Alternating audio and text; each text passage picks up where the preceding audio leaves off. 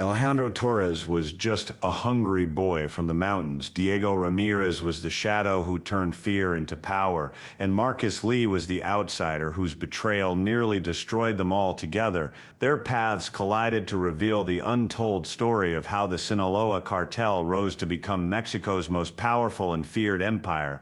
Alejandro Torres grew up in a place where opportunity was a rare luxury and hunger was a daily companion. The mountains of Sinaloa shaped him into someone who quickly learned that survival required more than just hard work. He watched his father labor tirelessly in the fields, bent under the scorching sun, only to return home with barely enough to feed the family. Alejandro understood early on that honest effort didn't bring wealth, and it certainly didn't bring respect. What captured his attention instead were the men who drove shiny trucks down the dirt roads, men who threw handfuls of cash at children and carried themselves with an authority that no teacher, farmer, or policeman could ever match. These men weren't bound by rules, and they were never hungry. To a young boy, they represented power, and Alejandro wanted it. By the age of 17, he had already found his way into the edges of that world. His first job seemed harmless, standing on rooftops, signaling whenever police convoys were spotted. It was simple, quick, and surprisingly rewarding. The money he made in a week was more than his father earned in a month, and that single fact convinced him he was on the right path. Soon, Alejandro graduated from being just a lookout to transporting small packages. Hidden inside crates of tomatoes, the shipments passed unnoticed through checkpoints. To him, it felt like a game, each successful delivery like winning a prize. But the stakes grew higher with every trip, and so did his reputation. People began to recognize his name, and within the cartel, recognition was as valuable as gold. Alejandro's sharp instincts and calm demeanor set him apart. Where others panicked, he stayed focused. Where others saw only risk, he saw opportunity. He climbed the ranks faster than anyone expected, and with that rise came exposure to darker realities. He witnessed ambushes, executions, and betrayals. Instead of frightening him, these moments hardened him. He understood that in this world, weakness was punished and strength was rewarded. When his boss, a mid-level trafficker, was killed during a government raid, most of the crew scattered in fear. Alejandro did not. He stepped into the chaos and took control, negotiating with suppliers, bribing officials, and reorganizing the routes that had been disrupted. For someone so young, it was an audacious move, but it worked.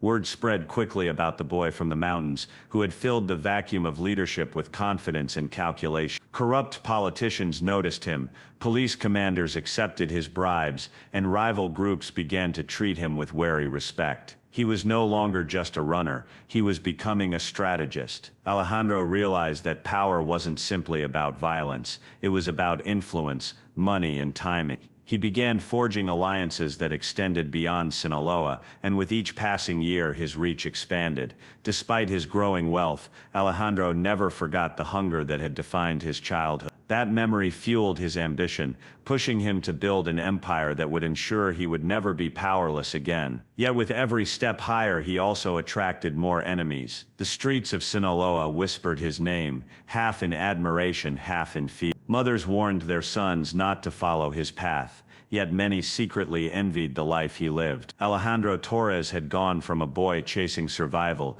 to a man climbing toward the throne of Mexico's most dangerous underworld. And though he didn't know it yet, the choices he made during those early years would shape not just his destiny, but the bloody history of the Sinaloa cartel itself. Would you like me to now expand Chapter 2 in the same 600-word suspenseful style? Every empire needs more than one kind of leader. Alejandro Torres was the strategist, the man who could see opportunity where others saw only chaos, but strategy alone could not keep rivals at bay.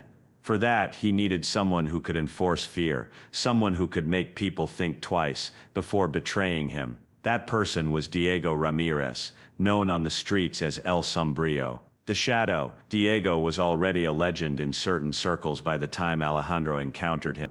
His reputation was built on silence and precision. He never boasted, never left evidence, and never showed mercy. He was the kind of man who could walk into a crowded bar, eliminate a target in front of dozens of witnesses, and still vanish without anyone daring to speak his name. Alejandro understood immediately that Diego was not just another hired gun. He was an asset capable of transforming fear into a weapon more powerful than bullets. Their partnership began with a simple understanding.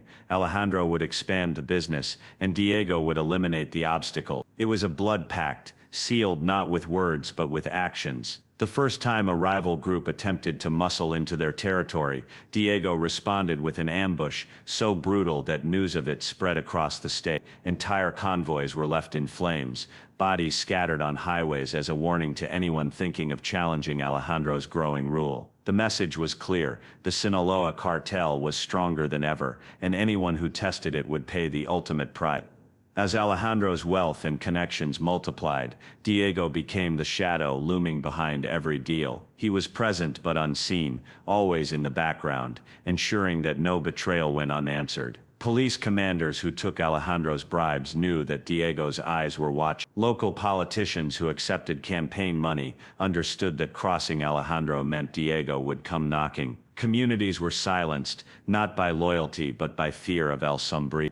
People whispered that Diego had his own private army of assassins, men loyal to him alone, and though Alejandro never openly questioned it, the thought gnawed at him. The dynamic between them grew complicated. Alejandro relied on Diego's brutality to maintain control, yet the more powerful Diego became, the more he seemed to operate outside Alejandro's reach. He cultivated his own network of informants, safe houses, and hitmen. Some cartel members began to murmur that Diego, not Alejandro, was the true power. Alejandro dismissed these whispers publicly, but in private, he wondered if he had created a monster he could not control. One night, after a particularly violent clash with a rival gang, Diego disappeared for weeks. When he returned, he brought with him new recruits from distant regions. Ruthless men, with no ties to Sinaloa, men who answered only to him. Alejandro accepted them into the organization because he had no choice. To reject them would have exposed his doubt, and in the cartel, doubt was danger. But Alejandro began to realize that his pact with Diego was less of an alliance,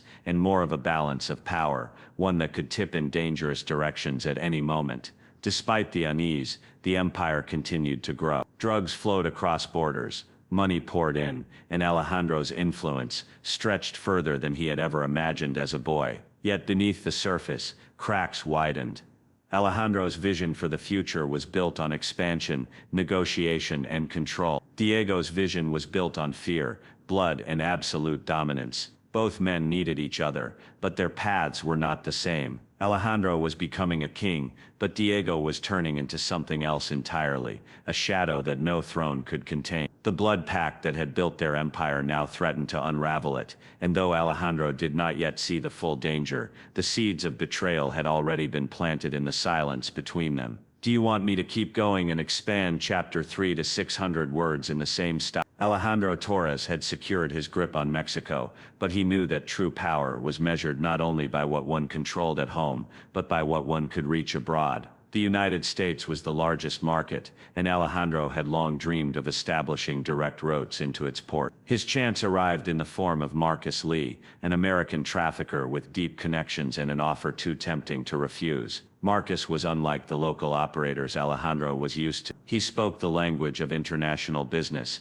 dressed like a corporate executive, and moved with the confidence of someone who believed he was untouchable. His proposition was simple: in exchange for a share of profits, he would open secure channels through American ports, ensuring shipments flowed without interference. To Alejandro, it was the key to transforming his cartel from a regional powerhouse into a global empire. The deal was struck quickly, and soon Alejandro's shipments were sailing smoothly across borders. Containers loaded with drugs passed through customs as if they carried nothing more than electronics or grain.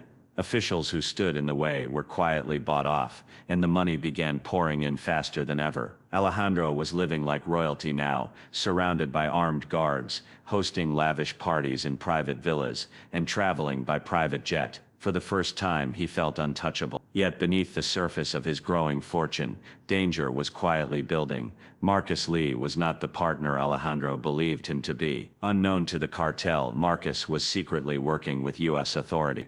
Every meeting, every shipment, every coded conversation was carefully recorded and delivered to his handlers. With each passing month, the file against Alejandro grew thicker, a ticking time bomb waiting to detonate. The Americans were patient. They wanted more than just one arrest.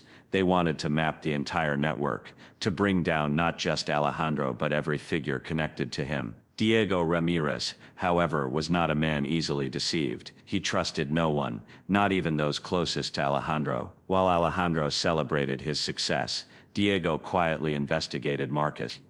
He noticed inconsistencies in Marcus's stories, unexplained absences, and a suspicious eagerness to insert himself into every high-level deal. Diego followed him, tracked his movements, and soon uncovered the truth. Marcus was a traitor, a man playing both sides of the game. When Diego confronted the situation, he did not wait for Alejandro's approval. Acting swiftly, he arranged for Marcus to be intercepted on his way to a secret meeting. The body was discovered days later in a shallow grave, riddled with bullets. To the Americans, Marcus simply vanished, and the operation they had built around him collapsed overnight. Alejandro had been spared from destruction, though he never realized just how close he had come to losing everything. But the death of Marcus brought no comfort to Alejandro. Instead, it deepened his dependence on Diego. He understood that without Diego's vigilance, his empire would have already crumbled. At the same time, he could not ignore the fear creeping into his mind. Diego had acted without consulting him,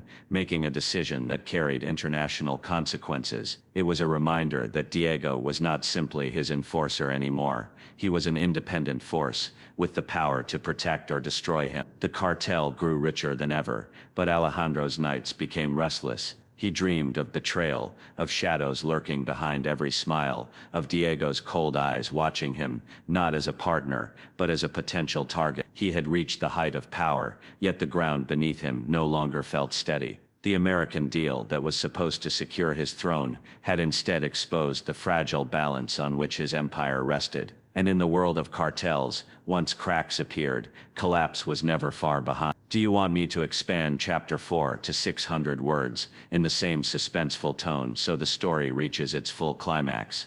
The empire Alejandro Torres built stood taller than anything he had ever dreamed, but the weight of it pressed down heavier with each passing day. Money flooded in, but so did attention, and no amount of bribes could erase the trail he left behind. The death of Marcus Lee had rattled U.S. agencies, and their anger spilled over into pressure on the Mexican government. A joint task force was created in silence, composed of soldiers, intelligence officers, and foreign advisors. Their mission was clear: dismantle the network and capture Alejandro Torres, the man who had turned the Sinaloa Cartel into an international power. At first, Alejandro refused to believe he was in danger. He had politicians on his payroll, police commanders who had long sold their loyalty, and businessmen who depended on his money to keep their empires afloat. To him, the system had always been corrupt enough to guarantee protection. But Diego Ramirez saw the storm gathering. He warned Alejandro that things were different now,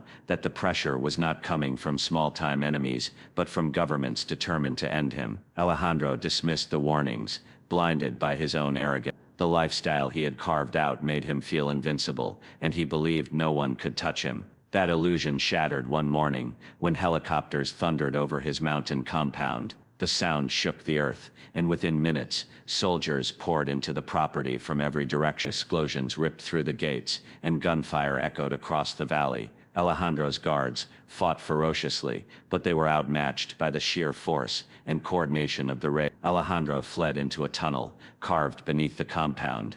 A hidden escape he had once boasted would guarantee his freedom, but freedom was no longer his to command. Someone within his own circle had betrayed him, providing the task force with the exact layout of his hideout. As he stumbled through the narrow tunnels, Alejandro realized the betrayal had come from the very men he had enriched. Promises of immunity and new lives in faraway places had been enough to buy their loyalty away from him. For all his power, he was still just another man cornered by fear and desperation. By the time he emerged at the other end of the escape route, soldiers were waiting. He was dragged into the dirt, wrists bound, and pushed toward a waiting helicopter. Cameras captured his face, no longer the confident kingpin, but a defeated man blinking in the harsh sunlight. The name Alejandro Torres, once spoken in whispers of fear, was now plastered across headlines around the world. Diego Ramirez, however, was nowhere to be found during the raid. Some claimed he had vanished weeks earlier, sensing what was coming. Others swore they saw him slip through the chaos, disappearing into the mountains, while Alejandro was captured. His absence left a chilling uncertain. Without Diego, there was no shadow protecting or threatening Alejandro anymore. Rumors spread that he had crossed into Colombia, aligning with new allies, or that he remained hidden in Mexico, quietly building a new force. Whatever the truth, Diego's legend only grew stronger as Alejandro's empire crumbled. Inside his prison cell, Alejandro faced the reality he had spent his life avoiding. The boy who once climbed rooftops as a lookout had risen to the top, only to fall harder than he could have imagined. His riches, his allies, his empire, all stripped away, leaving only a man surrounded by steel bars and endless regret. Yet in the streets of Sinaloa, the cartel did not die with him. Power shifted, alliances reformed, and new leaders emerged. The cycle of blood and money continued, proving that in the cartel world, kings may fall, but shadows remain eternal.